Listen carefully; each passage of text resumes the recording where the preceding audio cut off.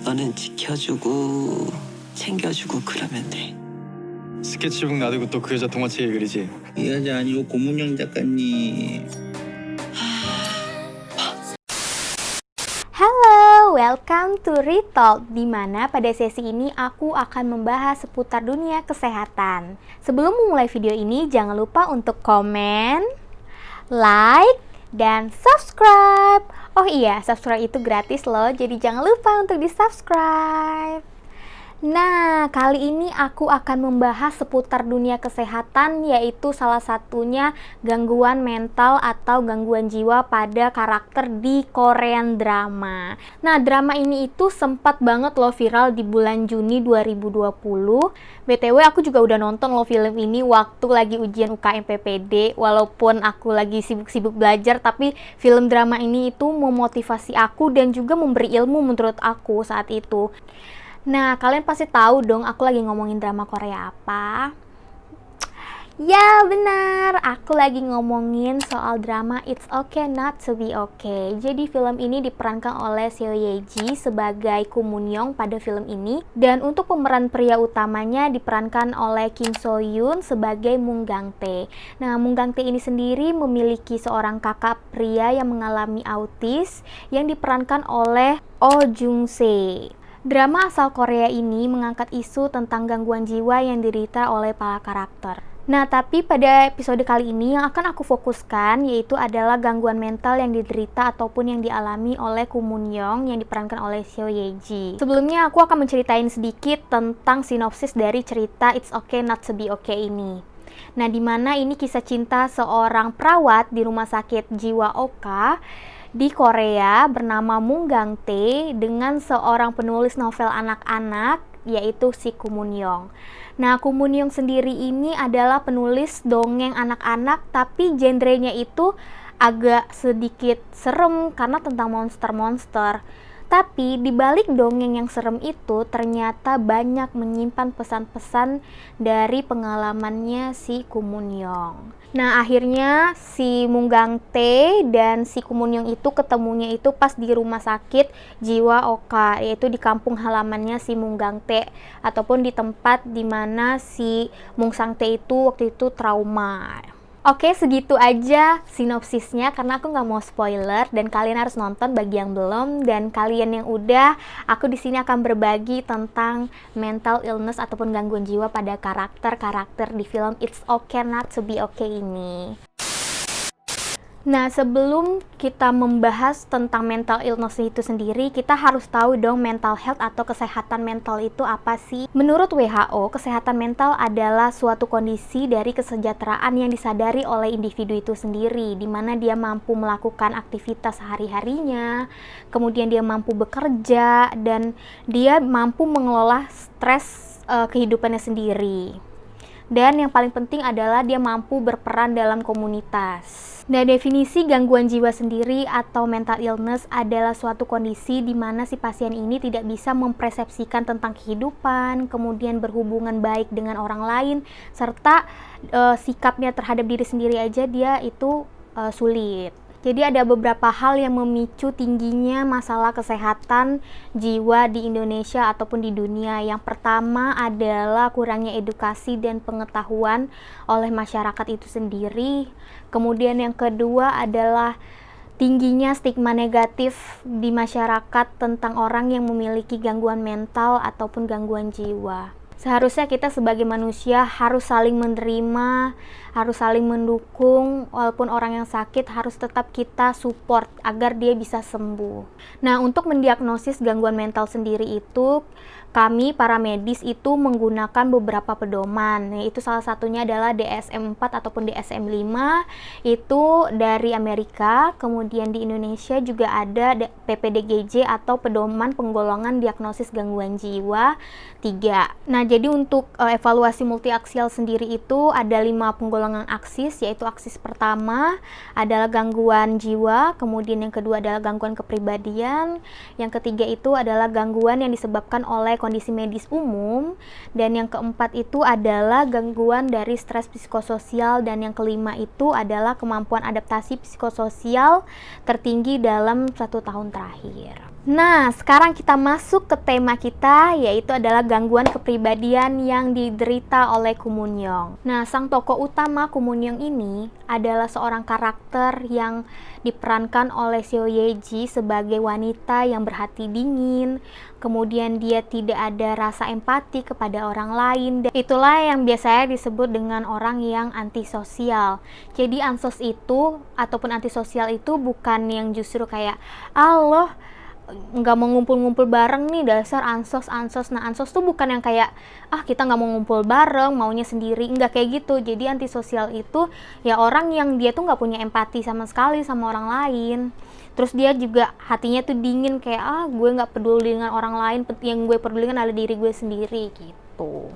Namun di balik itu ternyata Kumunyong memiliki trauma di masa lalu terhadap keluarganya. Nah, padahal sebenarnya kalau dilihat dia ini adalah orang yang kesepian gitu loh. Nah, gangguan kepribadian itu dibagi menjadi 3 klaster atau 3 bagian, yaitu A, B, dan C. Klaster A sendiri itu dibagi lagi menjadi paranoid. Nah, paranoid ini adalah yang misalnya mencurigai orang tuh ingin melukai diri kita. Kemudian yang kedua itu adalah skizoid. Nah, skizoid inilah yang biasanya dia itu sering menyendiri. Jadi kayak yang orang bilang sering ansos itu sebenarnya adalah skizoid, karena dia lebih suka sendiri. Kemudian yang ketiga itu ada skizotipal. Skizotipal itu lebih kayak aneh sih, kayak misal contohnya dukun-dukun, percaya dengan hal-hal gaib, itu sebenarnya adalah si skizotipal. Nah, untuk yang klaster B, yaitu yang pertama adalah antisosial. Nah, inilah yang kita bahas pada season ini, yaitu antisosial.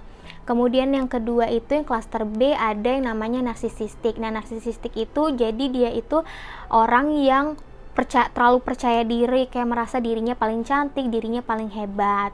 Kemudian ada juga yang histrionik, jadi istilahnya drama queen, dia heboh sendiri ataupun lebay. Dan juga ada yang namanya borderline ataupun ambang, jadi dia itu emosinya tidak stabil. Nah, untuk yang klaster C sendiri itu ada avoidant, kemudian ada dependent. Jadi dependent ini orang yang dia kemana-mana tuh butuh orang, nggak bisa sendiri. Kemudian ada juga yang obsesi kompulsif. Nah, tapi ini adalah ciri yang gangguan kepribadiannya. Nah, menurut PPDGJ ataupun DSM-4, gangguan kepribadian antisosial ini memiliki kriteria, yaitu dia yang pertama adalah melanggar hak-hak orang lain yang dimana itu terjadi atau terlihat di usia 15 tahun. Dengan salah satunya nanti aku akan tunjukin berdasarkan video-video dari Kumunyong itu sendiri. Nah, jadi kriteria yang pertama adalah orang dengan antisosial ini cenderung melanggar norma-norma sosial yang ada di sekitarnya. Contohnya pada kasus si Kumunyong ini adalah dia tuh udah tahu ada tulisan dilarang merokok, tapi dia tetap ngerokok karena dia ngerasa kayak ya udahlah, nggak masalah kali gue mau ngerokok suka-suka gue gitu. Nah, kan dapat dilihat nih dari video ini, dia ngerokok walaupun udah ada tulisan, sampai si Munggang Tae ini datengin si Kumunyong untuk ngasih tahu kalau di sini tuh nggak boleh ngerokok loh, ini rumah sakit gitu. Dan dia malah justru marahin si Munggang Tae-nya itu kan.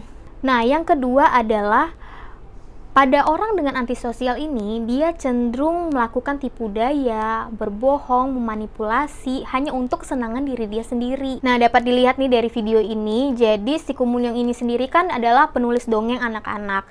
Saat anak kecil itu mau foto sama si Kumunyong karena fans banget, ternyata Kumunyong ini sendiri pun sebenarnya nggak suka sama anak-anak.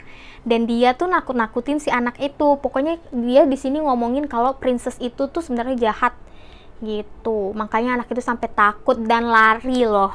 Nah, yang ketiga adalah impulsif ataupun dia melakukan sesuatu itu berdasarkan instingnya, serta dia juga gagal untuk merencanakan sesuatu ke depannya. Nah, yang keempat adalah iritabilitas dan juga agresif. Jadi dia cenderung melakukan perkelahian atau menyerang orang lain secara berulang. Nah, dari video ini tuh si Kumunyong itu kan lagi rilis buku dongengnya, sedangkan si Mung Sang Tae itu dateng untuk minta tanda tangan si Komunyong. Tapi karena si Mung Sangte-nya ini kan autis ya, jadi dia juga nggak sadar kalau dia tuh kayak nyerobot gitu loh, kayak mau mendahului antrian. Terus bapak-bapak bawa anaknya tuh marah-marah kan sama si Mung Sangte, sampai si Mung Sangte-nya itu diserang, didorong gitu. Nah tapi si Komunyong ini kayak kesel, bapak itu bikin ricuh, jadi akhirnya bapak itu dijambak sama si Komunyong. Terus ya udah jadi berantem kan di situ. Nah, di situ adalah kriteria salah satunya. Nah, yang kelima itu adalah sembrono ataupun mengabaikan keselamatan diri ataupun keselamatan orang lain. Contohnya, dia itu si Komunyong ini sendiri itu mau nusukin bapak-bapak dengan pisau yang dicurinya dari restoran steak. Nah, dia nggak pakai mikir-mikir lagi mau nusuk orang, tapi akhirnya yang ketusuk itu malah orang yang nggak bersalah. Jadi yang ketusuk itu adalah Mung Gangte. Kan kasihan banget ya, gitu. Nah, yang keenam adalah dimana biasanya orang dengan antisosial ini cenderung gagal untuk melakukan pekerjaannya atau dia nggak konsisten terhadap kerjaannya. Contohnya pada video ini adalah si Komunyong ini kan adalah penulis dongeng. Tapi karena dia lagi fokus sama si Mung Gangte-nya ini, lagi ngejar-ngejar si Mung Gangte, dia langsung mau berhenti jadi penulis dongeng dan mau tinggal di desa aja. Sampai si manajernya marah-marah kayak, ayo dong nulis novel lagi, ayo dong gitu. Nah, yang ketujuh adalah kurangnya penyesalan atau bersifat acuh tak acuh. Contohnya adalah pada video ini, jadi bapaknya si Komunyong ini sakit kanker otak, yang akhirnya itu hidupnya nggak lama. Perawat-perawat tuh juga coba ngubungin si Komunyong untuk merawat bapaknya, tapi dia tetap nggak mau karena dia benci banget sama bapaknya itu. Jadi mau bapaknya mati dia juga nggak peduli. Nah, dari semua kriteria itu hanya bisa didiagnosis apabila individunya itu minimal berusia 18 tahun. Nah, ada bukti bahwa gangguan itu terjadi sebelum usia 15 tahun. Banyak faktor resiko yang dapat memicu terjadinya antisocial personal disorder. Yang pertama adalah melewatkan masa kanak-kanak karena ditelantarkan atau dieksploitasi. Yang kedua yaitu adalah berasal dari keluarga yang memiliki gangguan kepribadian ataupun gangguan mental lain. Yang ketiga adalah riwayat gangguan perilaku di masa kecil. Nah, apakah penyakit antisocial personal disorder ini bisa disembuhkan? Nah, untuk menyembuhkan sendiri itu pasti tidak mudah karena gangguan kepribadian itu adalah muncul saat usia dini. Jadi sampai saat ini memang menurut penelitian belum ada obat ataupun terapi khusus untuk menyembuhkan penyakit antisocial personal disorder ini. Nah, jadi penanganan dari antisocial personal disorder ini itu hanya bertujuan untuk mencegah si pasiennya ini melakukan tindakan yang bisa membahayakan dirinya maupun orang lain. Tapi bila dilihat dari sisi positifnya, orang dengan gangguan kepribadian antisosial ini tidak selalu jahat kok. Bisa dibuktikan dari karakter Komunyong tersebut, yang dia menjadi baik karena bertemu dengan si Mung Gangte. Sampai akhirnya ibunya sendiri itu tidak terima anaknya berubah menjadi lebih baik. Oke, sekian dulu video aku kali ini. Sebelumnya mohon maaf apabila ada kesalahan dalam penyampaian informasi tersebut. Dan semoga video kali ini dapat bermanfaat dan memberikan inspirasi serta edukasi yang baik untuk kita semua. Nah, jika ada yang bertanya ataupun memberikan komentar, boleh langsung ke kolom komentar. Oh iya, jangan lupa untuk komen, like, dan subscribe, karena subscribe itu gratis loh, dan bisa memotivasi aku untuk membuat video yang lebih banyak lagi. Oke, see you, bye-bye!